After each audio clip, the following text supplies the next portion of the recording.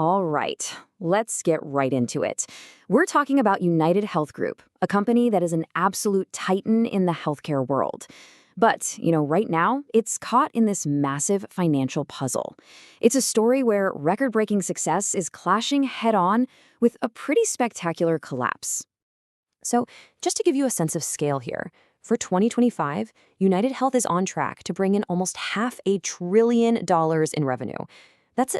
It's just a mind-boggling number that really shows you how dominant they are.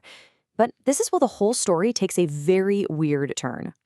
Because while they're raking in all that cash, the company's stock has been in an absolute freefall. I mean, it's plunged over 42% in a single year. You've got record income on one side and a collapsing share price on the other. It doesn't make any sense, right? And that brings us to the big question we're tackling in this explainer. How on earth is this possible? What could make a company that's so huge and on paper so successful stumble this badly in the market? We're going to dig in and find out. So the first clue to solving this mystery comes down to a single, really critical number. This one metric has been quietly but consistently eating away at UnitedHealth's profits. You could say it's the main villain of our story. It's called the medical care ratio, or MCR. And honestly, the idea is pretty simple. For every $100 that UnitedHealth collects from you in insurance premiums, the MCR is how much of that $100 they have to spend on actual medical care. So here's the key. The higher that ratio gets, the less money is left over for them as profit. In this chart, it just lays the problem out perfectly. Look at that trend. The MCR is just climbing and climbing, expected to hit over 89% in 2025.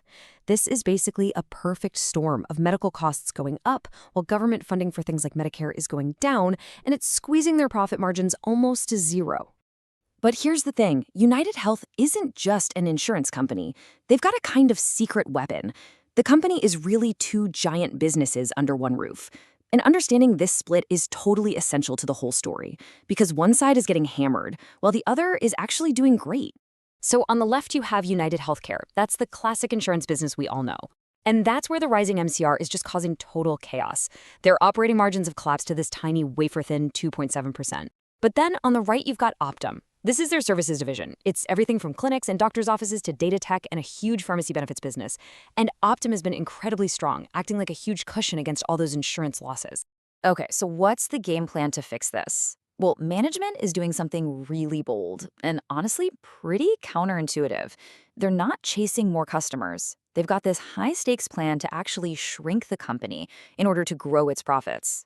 So here is step one. They're going to right-size the business by intentionally kicking over 1 million members off their insurance plans because those plans are losing money. It's a shocking move, and it's going to cause their first revenue drop in a decade. Step two, they are going all in on AI, pouring $1.5 billion into tech, hoping it can slash nearly $1 billion in costs in the next year alone. And they're not being shy about it. Management is literally calling this their new AI-first orientation. This isn't just some small project on the side. They are betting the company's entire recovery on using technology to completely transform how they do business. But, even the best plans can go off the rails. And just as UnitedHealth is trying to pull off this tricky turnaround, they're getting hit with two massive external threats, and either one could completely undermine everything they're trying to do. First up, the company was hit with one of the biggest cyberattacks in the history of healthcare. The attack on their subsidiary, Change Healthcare, basically paralyzed billing systems for doctors and hospitals all across the U.S., and the cleanup is expected to cost them over $2.5 billion. And if a historic cyber attack wasn't bad enough, the U.S. Department of Justice has launched a major investigation into the company. And this isn't some minor issue. It goes right to the very core of how they make money. The whole investigation is about these allegations of upcoding. Essentially, the government is accusing the company of systematically making its Medicare patients look sicker on paper than they actually were, just so they could get higher payments. We're talking about things like adding diagnoses during home visits without any real medical follow-up. If these claims are proven true, it could threaten their entire Medicare business model. So let's pull all these pieces together. You've got a struggling insurance arm, but a thriving services business. You've got a bold turnaround plan based on AI, but it's threatened by a massive cyber attack and a DOJ investigation.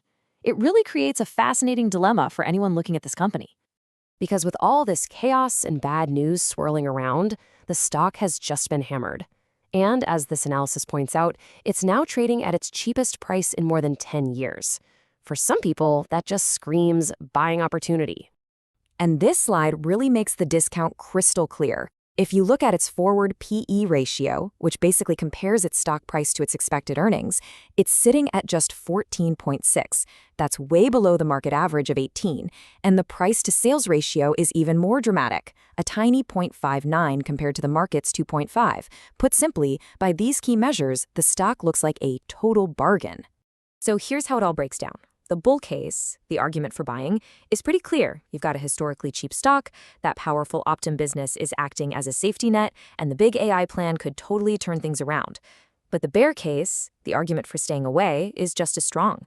That profit-killing MCR could just keep getting worse, the DOJ investigation is a huge unknown, and the costs from that cyberattack are still piling up. And that leads us to the final question I'll leave you with. After weighing all the evidence, what do you think? Is this a rare chance to buy a healthcare titan while it's on sale, trusting that its turnaround plan will work? Or is it a falling giant with serious hidden dangers that the market is right to be afraid of? The answer to that is going to shape the future of one of the most important companies in America.